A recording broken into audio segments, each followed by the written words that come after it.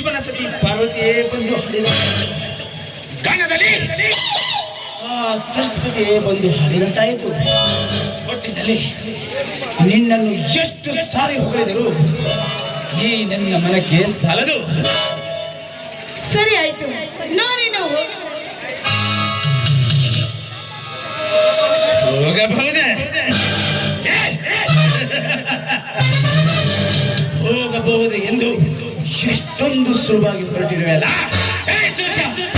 ನನ್ನನ್ನೇನು ಮಳ್ಳು ಕುರಿ ಎಂದುಕೊಂಡೆ?